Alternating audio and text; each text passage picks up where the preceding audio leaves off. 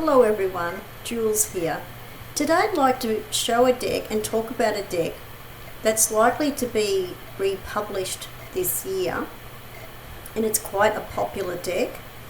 That is the Fairy Tale Tarot by Lisa Hunt, and this is the original 2009 first edition that was published by Llewellyn, and I got this deck soon after it was published. The strange thing is I got this after it was published, and I was kind of a bit ambivalent about this deck. I am a fan of Lisa Hunt's artwork. I have got some other decks by Lisa Hunt, and it's particularly because of the artwork, but I do like the approach that Lisa Hunt does have with her decks. And the reason why I like the approach of Lisa Hunt is because she has had training in Jungian symbolism and Jungian meaning, and fairy tales are quite an important component of Jungian therapy. I think a lot of people would be familiar with dream work and dream therapy. That's part of Jungian counselling, but fairy tales can form quite an important part of that too. So that was the other reason why I wanted this deck at the time, and I really do like the deck. It's a great deck. I'm going to show some of the cards in a moment, and first of all I want to talk about the book. The book is written by Lisa Hunt as well, and I really like the book. The book is actually called Once Upon a Time. It came with the tarot set, and it's quite a thick book, and I love the way that it's been written. It's got the story associated for all of the cards.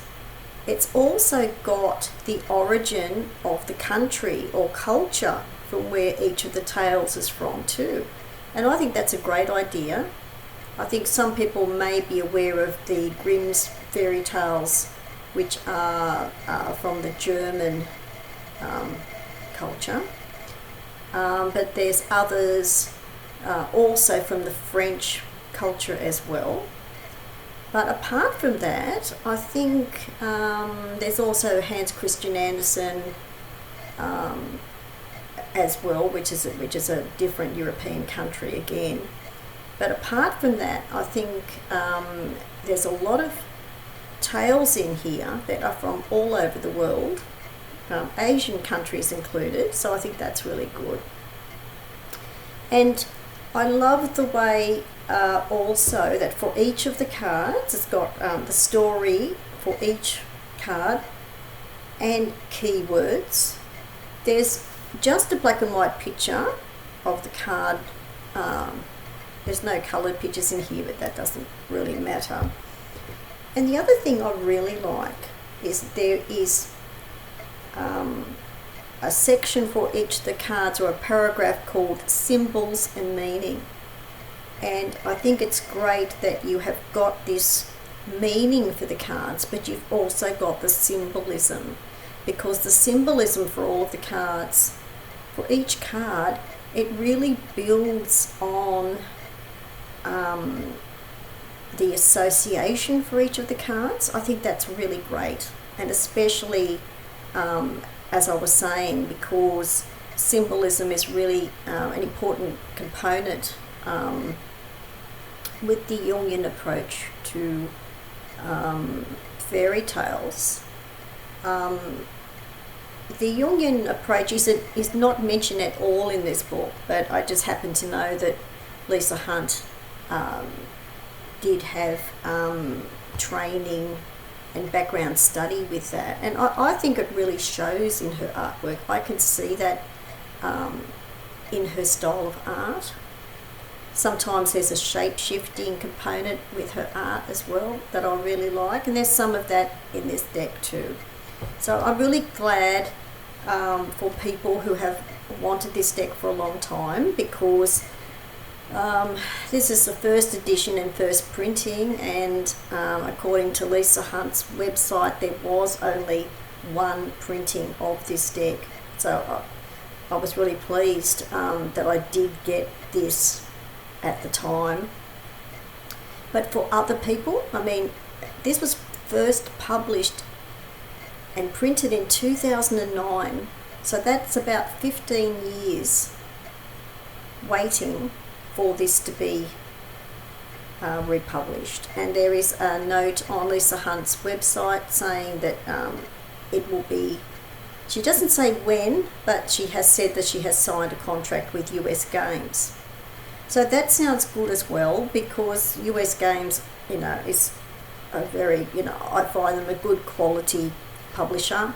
So I'm glad that's actually gone is going with US Games. I'm really glad about that. So I wanted to show this today because I think it would be likely that this year this deck should be republished or published with US Games.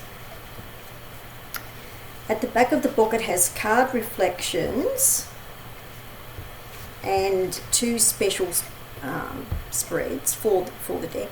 One is called the Motive of Three spread and Keys to the Kingdom spread. And there's a bibliography, a really interesting bibliography at the back of all the associated books in reference to the deck as well. I think that's a great idea. I really liked the book. I think Lisa Hunt did a great job with this, and there's a very good introduction as well that's worth reading, the introduction. I think that's really worth reading. Gives you a good background of the ideas behind the deck. Lisa Hunt actually retells these and interprets these tales in her way. These are not the exact tales, but I think the way that all of this has been written and worded, I think it's been really well done. So that's the book, Once Upon a Time, and I'm thinking that this guidebook should likely be reissued and published with the deck, or a very similar guidebook, I would think. So that's the guidebook. Now to show some of the cards. Now this was Llewellyn in 2009, back in the day when the Llewellyn cardstock was quite good. I must admit I rarely buy a Llewellyn deck now because I'm not happy with the thin cardstock. I know other people may like the cardstock, but I'm not very happy with the Llewellyn cardstock in the last few years. So anyway, I just wanted to mention that the cardstock is good in this original, but with the US Games you don't have to worry about that cardstock issue. The back of the cards has got a lovely key. It can be reversed, but there's no reversed meanings in the book. But I'm just saying it is reversible. So this is the key. So it's like the keys to the magical kingdom. So that's the back. And this has got this deck has got a smooth matte finish. So here is what would normally be the Fool card, and this is called Innocence. A lot of the major arcana titles have been changed, but they do fit in with the meaning. So here is Innocence, which would normally be the Fool, and this is of course Little Red Riding Hood. And it has the title here at the bottom of the card and the numbering as well.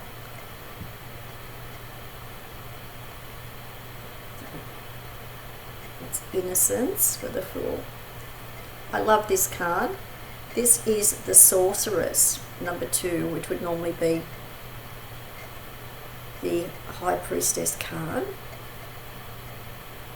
Sorry with the focusing with the camera, but hope you can see this properly. There is just a slight shine on the cards. I hope you can see this properly. Beautiful card. The Major Arcana has Roman numerals on it, but it's also got the title, so it doesn't really matter. But that's not going to... And by the way, I mean, I'm referring to this deck. I don't know what the US Games one will be like, but I'm guessing it'll be very similar in that way. I love this for the Emperor. It's called the Wise Old Man, and I really like this. I'm usually not much of a fan of the Emperor card, but I love this as the Wise Old Man. It just is a more approachable title, and the actual image for me is more approachable. I really like this. The Wise Old Man.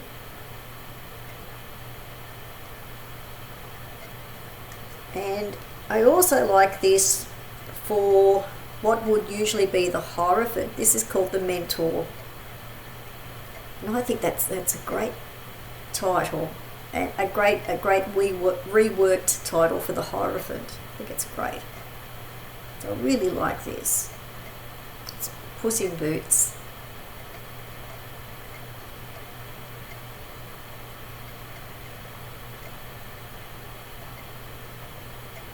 And sometimes for some of these cards or these images, the fairy tale may not be so obvious, but you have the book. That's fine. Here is the Chariot. This is actually called the Chariot.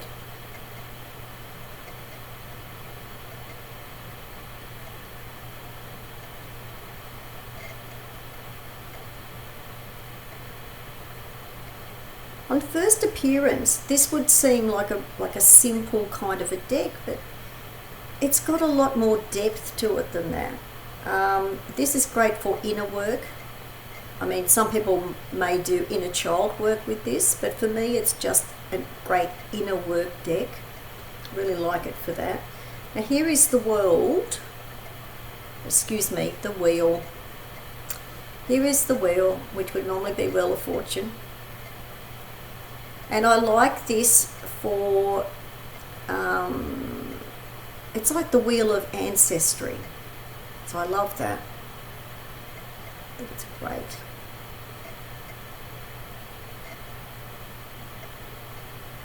I really like that concept for the wheel.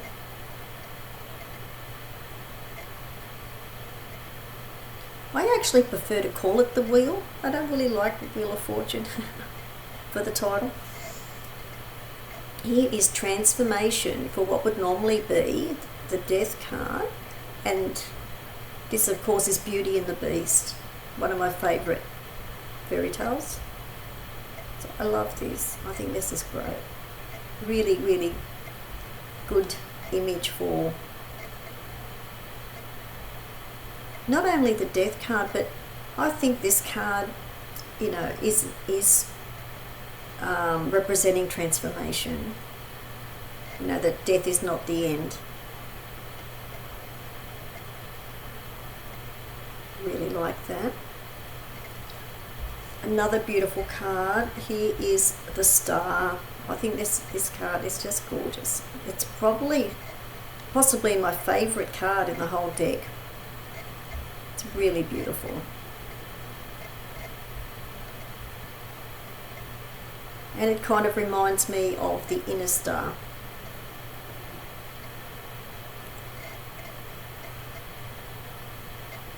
You know, a lot of star cards normally show, you know, the outer stars of the universe, but I think of this one as the inner star. It's a beautiful card. Another lovely card. Here is the Moon, and I love the way it's shining through the window. Such a beautiful card.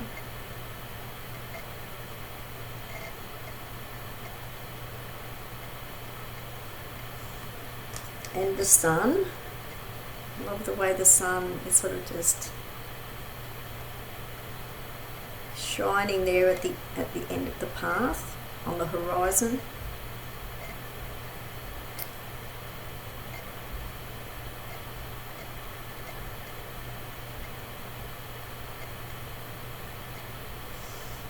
And another great card, this is beautiful, redemption. There's this beautiful swan, and it's like, this is the card that would normally be judgment, and I think redemption is a much better word, much better concept. So this is redemption. It's a beautiful card. Yes, I'm really pleased with this deck, not only because of the artwork and the book, but I love that this is not, this deck has got more depth than being a kind of an inner child sort of deck. As I said, this deck's got more depth than that.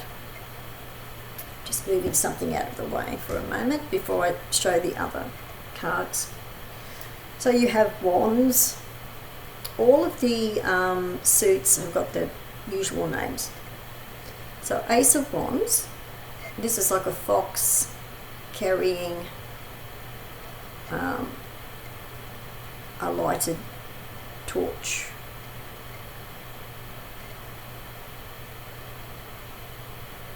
So I like that.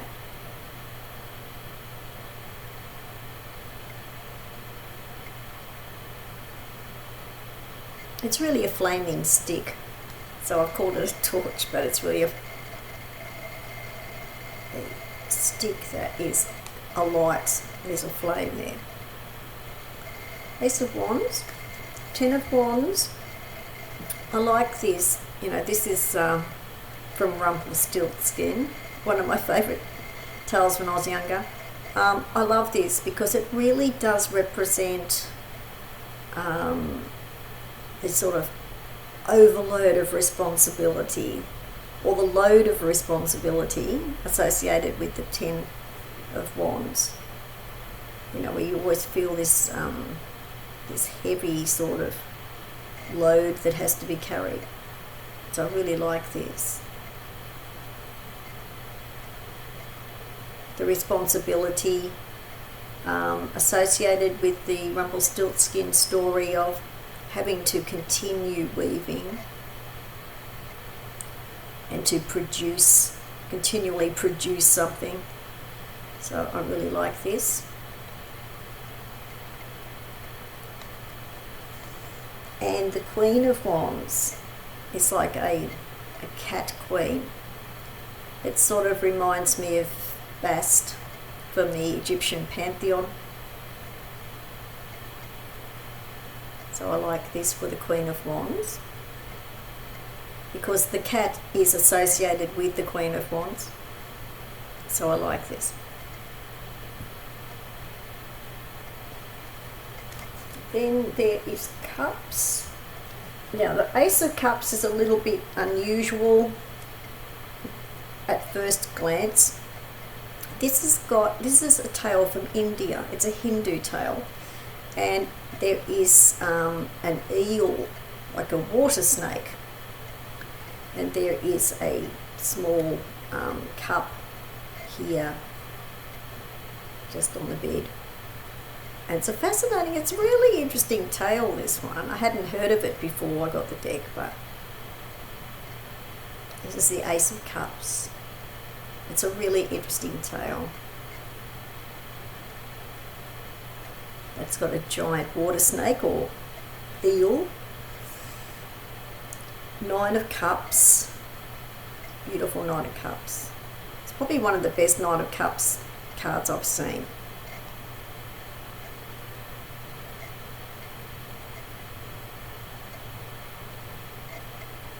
Really beautiful.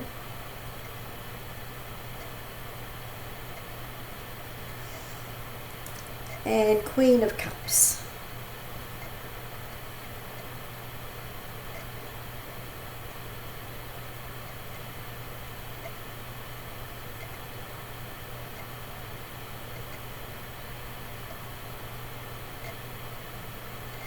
The artwork is so lovely you could just keep gazing at it. Now for swords, Ace of Swords. So you can see the sword just here.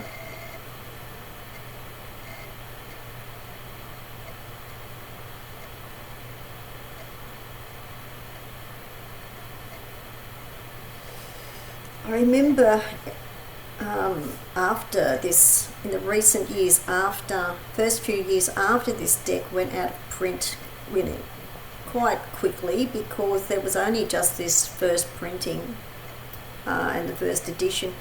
A lot of people, were very disappointed, and I think apparently they lobbied for years to get this republished. It was available in French and Spanish, I think.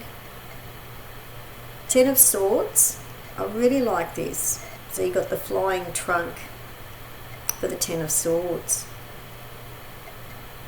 and I like this for the Ten of Swords. The Ten of Swords card normally is fairly sort of negative and devastating, so I really like this for, the tens represent culmination, so I just like this better for the Ten of Swords, and you've got all the air and sky in the card.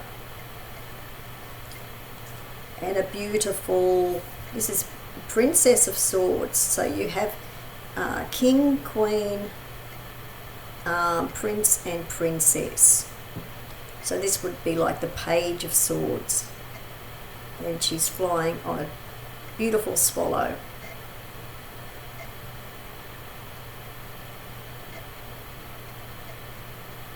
That's Princess of Swords.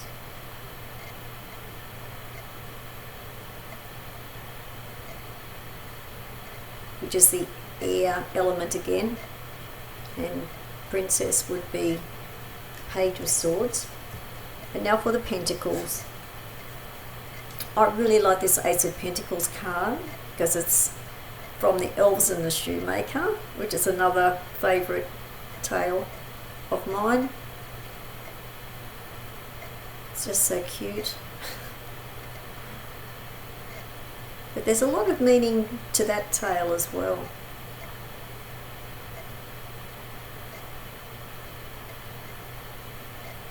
So the Ace of Pentacles, the Two of Pentacles, bit of a different type of scene for this in some ways, but I like this. It's a Two of Pentacles, and a great card, beautiful card, Queen of Pentacles. So I like this. So this Queen of Pentacles very much represents abundance, nature.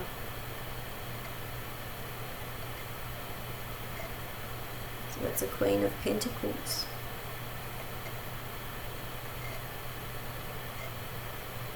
It's quite a beautiful card, like so many lovely cards in the deck. So I wanted to show this today because I think it's quite likely that this year, 2024, this deck would be likely to be finally published by US Games again. Well, I mean published again, but by a different publisher. So I wanted to show this today for that reason, for people who have never really seen the deck before. So this is a Fairy Tale Tarot by Lisa Hunt, and I hope it does get published this year for a lot of people who really have been, waiting a long time for this. But I wanted to show you the original edition. What I would normally say is that this is worth getting for anyone who wants this original edition, but it's not very easy to get, and it's also worth quite a high price now if you wanted to somehow get another copy. But the good news is you don't have to worry about that, because this year there should be another publication of this deck. So I hope people enjoyed seeing that. Now this is my first video for 2024 for the years that just started. While I'm here, I just want to do a kind of quick update for the channel. I just wanted to sort of remind people again about this channel. This is my second channel. I've had this channel for 2 years now, and it's a different type of, slightly different kind of channel to my original channel. It's called Pandora Portal because it does have more variety on this channel. And when I first started this channel, I did mention at the beginning that there is going to be, or there was going to be, more variety on this channel, and that's part of the reason why it's called Pandora. And Pandora Portal. So I just wanted to sort of let people know that there will still be variety on this channel. The esoteric videos will still be coming and still be made, because I'm mainly an esoteric type of person. So that, look out for those. They will still be made. I will still be making those sorts of videos. But it was also just a bit of a reminder to let people know that sometimes I would make videos about other topics. Sometimes they might have a Jungian theme. I mean, you've only got to look at the playlists on my channel. Sometimes it's esoteric Christianity, or just a whole range of different related topics. Sometimes I will show tarot decks or oracle decks or something like that. But yeah, it's just a bit of a reminder that you know, expect some variety on this channel for people who are expecting esoteric videos all of the time. It's sort of just reminding you that I like more variety than that, and I think people are looking for variety these days as well. I think some of the comments I've seen around the place on YouTube, some people are getting tired of the same type of videos being made all the time, and I've always liked variety for this channel, so I'll continue doing that. Anyway, I will put some details below the video about this deck and about Lisa Hunt. She does have a website for people who are interested in looking at that. So yeah, this was also a little bit of a channel update that I wanted to do at the same time. So that's it for now, and I'll put some details below the video. Thanks for watching. Bye for now.